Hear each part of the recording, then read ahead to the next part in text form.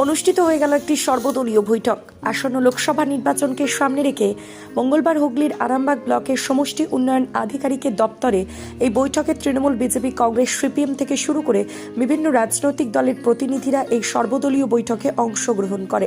তৃণমূলের পক্ষ থেকে ছিলেন সাংগঠনিক জেলার চেয়ারম্যান স্বপন নন্দী, বিজেপির পক্ষ থেকে ছিলেন পৌরমণ্ডলের সাধারণ সম্পাদক সৌভিক কুণ্ডু, আরামবাগ শাখা জাতীয় কংগ্রেসের রবীন্দ্রনাথ পাল থেকে শুরু করে অন্যান্য রাজনৈতিক দলের প্রতিনিধিরা। সেদিনের এই সর্বদলীয় বৈঠক প্রসঙ্গে বিভিন্ন রাজনৈতিক দলের নেতৃত্বরা সর্বদলীয় বৈঠক প্রসঙ্গে কি জানাচ্ছেন তাদের মুখ থেকে বিস্তারিত শুনুন। ভিডিওর কাছে বিভিন্ন ভোট পারপাসে বুথের কীরকম কী হবে, যারা বয়স্ক 85 বছর তাদের সব নিয়ে এইসব নানা রকম নিয়ে পোলিং বুথ নিয়ে বিভিন্ন নিয়ে নির্বাচন কমিশনের যেসব নিয়মগুলো আছে সেইটা নিয়ে মিটিংটা হচ্ছে অল পলিটিক্যাল পার্টি।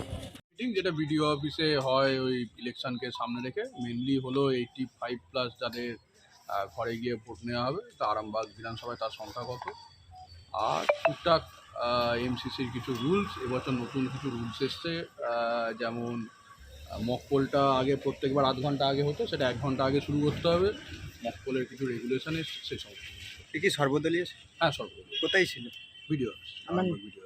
আমার নাম সৌভিক, আমার ভারতীয় জনতা পার্টি। যেটা ছিল অল পার্টি মিটিং ছিল বিডিও সাহেবের কাছে, বিশেষ করে সামনে লোকসভা ইলেকশন সেই বিষয় নিয়ে।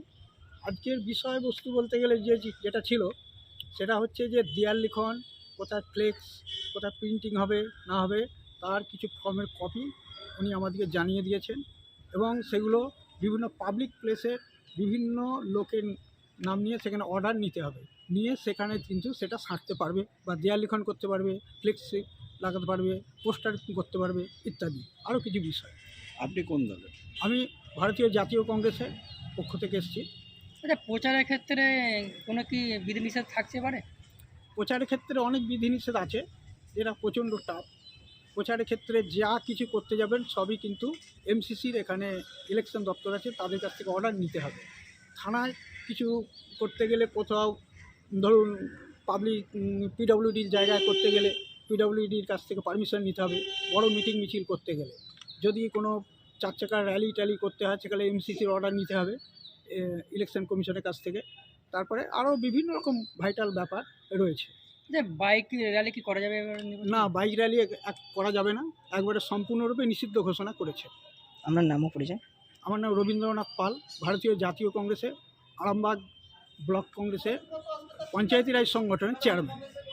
আরামবাগ মতিলাল টেলিশপ ও স্যামসাং সার্ভিস সেন্টার, অনলাইন বা যে কোনো দোকানের থেকে সস্তা। আপনাদের সকলের প্রিয় মতিলাল মোবাইল, তাই আজই আসুন। পুরানো মোবাইল সারানোর চেয়ে বেশি দামে এক্সচেঞ্জ, 0% ইন্টারেস্টে, 0 ডাউন পেমেন্ট, 0 কস্টে মোবাইল ফাইন্যান্সের সুবিধা। আমাদের ঠিকানা পুরাতন বাজার, আরামবাগ হেডপোস্ট অফিসের বিপরীতে, আরামবাগ, হুগলি। আমাদের যোগাযোগ নাম্বার 7001304430।